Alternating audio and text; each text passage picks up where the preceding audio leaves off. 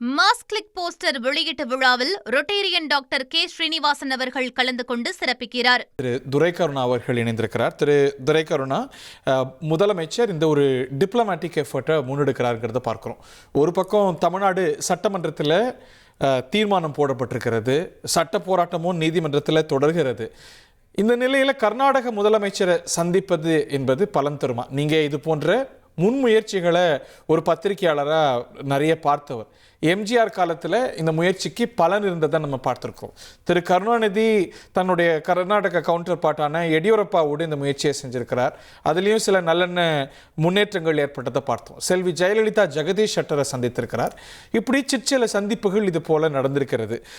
இன்னைக்கு தமிழக வெற்றி கழகத்துக்கும் காங்கிரஸுக்கும் ஒரு அரசியல் உறவும் இருக்கிறத நம்ம பார்க்கின்றோம். முதலமைச்சருடைய முயற்சி பலன் தருமா?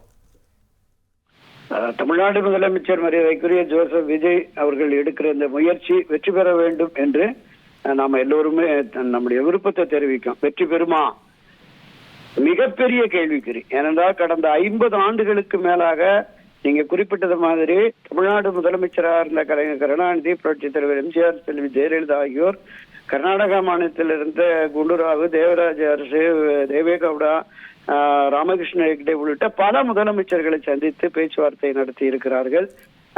அரசு ரீதியாகவும் அமைச்சர்கள் ரீதியாகவும் பல கட்ட பேச்சுவார்த்தை கடந்த 40-50 ஆண்டுகளாக நடந்து இதற்கு தீர்வே காண முடியவில்லை என்கிற போதுதான் ஒரு நடுவர் மன்றம் கேட்கிறாங்க.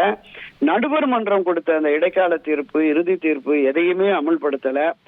அதை தாண்டி ஆணையம் போட்டாங்க. ஆணையத்தினுடைய தீர்ப்பையும் ஏற்கல, மத்திய அரசு தீர்ப்பையும் ஏற்கல, உச்சநீதிமன்ற தீர்ப்பையும் கர்நாடக அரசு ஏற்காத இந்த சூழலில் மீண்டும் ஜீரோல இருந்து தொடங்கி இருக்கிறோம்.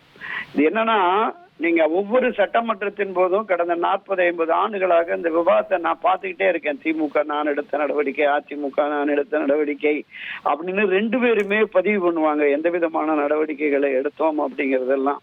ஆனால் நமக்கு கிடைத்தது என்னன்னா, கர்நாடகாவோட நீங்க 70களில் ஒரு 3-4 அணைகள் புதிதாக கட்டப்பட்ட பொழுது அன்றைய தமிழ்நாடு முதலமைச்சர் அவர்கள் கண்டுகொள்ளவில்லைங்கிற குற்றச்சாட்டு அதிமுக இருந்து இருக்கு. என்ன காரணம்னு கேட்டீங்கன்னா, 70-80 வரைக்கும் தமிழ்நாட்டுல மாதம் மும்மாரி பொழிந்தது. எல்லா நதிகள்லயும் எல்லா காலங்கள்லயும் தண்ணீர் ஓடும்.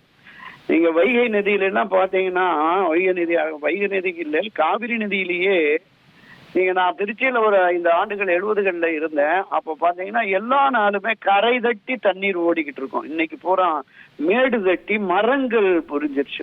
கால சூழல் என்பதும் இயற்கை என்பதும் நம்மை வஞ்சித்து விட்டது ஹரிகரன். தமிழ்நாடு என்பது ஒரு வஞ்சிக்கப்பட்ட பிரதேசமா தான் இருக்கு. தண்ணிக்காக இங்க ஒரு ஜீவ நதி இல்ல. ஒரே ஒரு நதி தாமிரபரணி, அதுவும் தூத்துக்குடி திருநெல்வேலியோட முடிஞ்சு போச்சு. தண்ணீருக்காக நாம் கர்நாடகத்தையும் ஆந்திர மாநிலத்தையும் கேரளாவையும் எதிர்கொண்டு கையேந்தி நிற்கிற ஒரு அவலமான நிலை.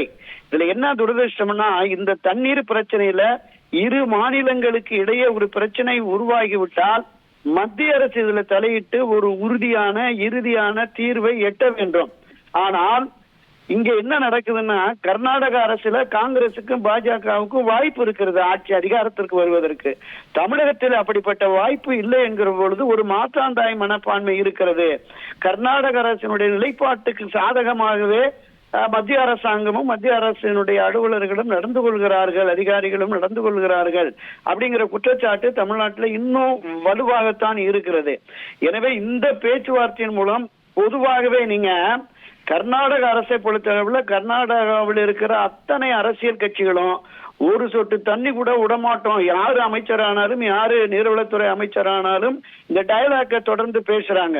ஆனால் மழை பெருகி அந்த 4 அணைகள் நிரம்பிருச்சுன்னா இங்க நமக்கு சேதம் ஏற்படக்கூடிய அளவுக்கு தண்ணியை திறந்து விட்டுறாங்க. அப்ப ஒரு வடிகாலாகவே காவிரி நதி அவர்கள் பயன்படுத்துகிறார்கள் அப்படின்னு இருக்கு.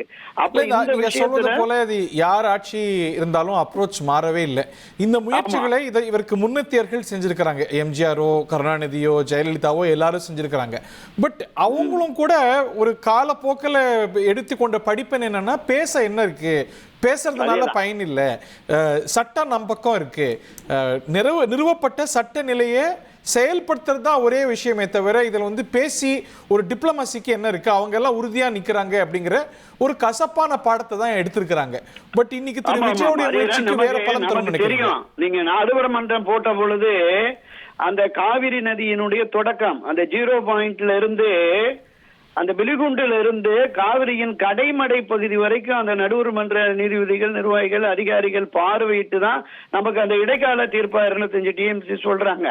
அப்புறம் கர்நாடகா எங்களுக்கு தண்ணி இல்லை, குடி தண்ணி இல்லைங்கிற போது கொஞ்சம் கொஞ்சமா இப்ப 177 டிஎம்சிங்கிற மாதிரி நிக்கிறோம். 400 டிஎம்சிக்கு மேல முன்பு பெற்ற இந்த தமிழ் மாநிலம் இன்னைக்கு 177 டிஎம்சி வாங்குறதுக்கு முடியல. ஒவ்வொரு காலகட்டத்திலும் அவங்கள்ட்ட தண்ணீர் இருந்தாலும் திறந்து விடாத நிலைதான் இருக்கிறது. புரட்சி தலைவர் எம்ஜிஆர் காலத்துல மிக ஒரு மிக நெருக்கமான அணுகுமுறை இருந்ததுனால அவரே நேரடியாகவும் தொலைபேசி மூலமாக பேசி அவ்வப்போது இந்த குருவை, சம்பா, தாளடிக்கு தண்ணீர் பெற்றதான நம்ம பார்த்தோம். அந்த பாணி எம்ஜிஆர் பாணியை விஜய் கடைபிடிக்கிறார் நினைக்கிறீங்களா? ஏன்னா இன்னைக்கு ஒரு பேங்க் ஆஃப் குட்வில்லும் இருக்கு. இன்னைக்கு முதலமைச்சரை வாழ்த்தியவர்கள்ல முதல்ல வாழ்த்தியவர்கள்ல திரு டி.கே. சிவகுமார் ஒருத்தர்.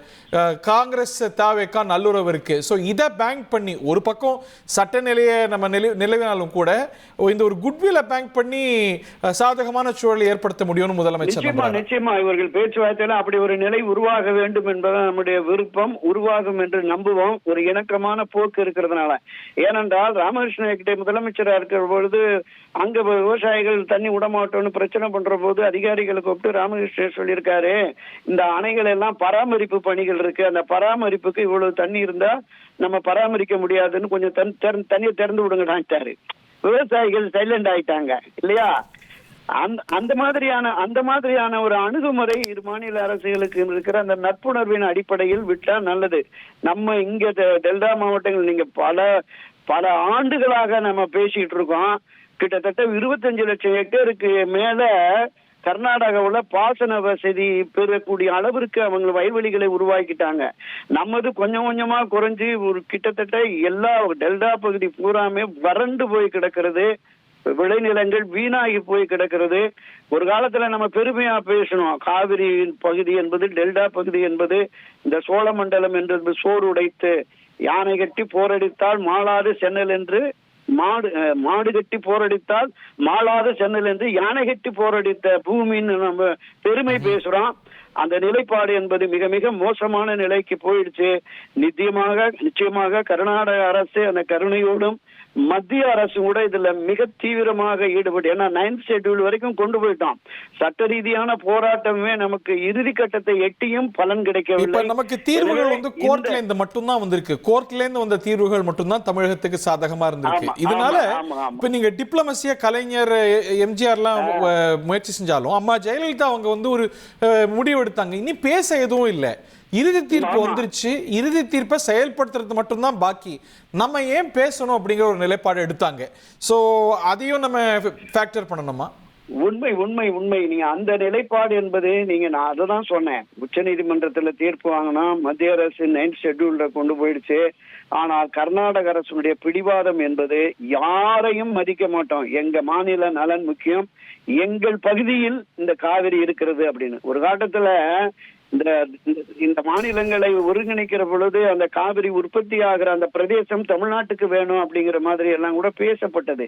ஆனால் பெருந்தலைவர் காமராஜர் பெருந்தன்மையோடு தான் கேரளாவில் ஒரு பகுதியை விட்டு கொடுத்துட்டாரு, கர்நாடகாவில் ஒரு பகுதியை விட்டு கொடுத்துட்டாரு. எல்லாம் ஒரு தேசம் தானங்கிற அந்த பார்வை, ஒரு பறந்துபட்ட விரிவான பார்வை அவருக்கு இருந்தது. எதிர்காலத்தில் இப்படிப்பட்ட சிக்கல்கள் உருவாகும் என்று அந்த தலைவர்கள் நினைக்கல. இன்னைக்கு எங்க உற்பத்தி ஆகுது, எங்க பகுதி இது அப்படிங்கிற மாதிரி இப்ப இன்னும் மோசமான ஒரு நிலைக்கு போறது இந்த மேகதாது அணைக்கட்டு. இதெல்லாம் கட்டிட்டா கிட்டத்தட்ட இங்க தமிழ்நாட்டில் இருக்கிற 16 மாவட்டங்கள் தண்ணி இல்லாம போயிடும். இது எல்லாமே உணர்ந்து மத்திய அரசும் கர்நாடக அரசும் செயல்பட வேண்டும்.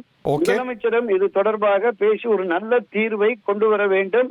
காவிரியில் தண்ணீர் பெற வேண்டும் என்பதுதான் என்னோட கருத்து. நன்றி திரு துரைக்கருணா. முதலமைச்சருடைய இந்த நல்ல நடவடிக்கைக்கு கர்நாடகாவும் ஆலிவ் பிரான்ச் கொடுக்குமா அப்படிங்கிற கேள்வியெல்லாம் தொடர்ந்து உற்று கவனிப்போம், நோக்குவோம். Thank you very much. Mass click poster வெளியீட்டு விழாவில் ரொட்டேரியன் டாக்டர் கே. ஸ்ரீனிவாசன் அவர்கள் கலந்து கொண்டு சிறப்பிக்கிறார்.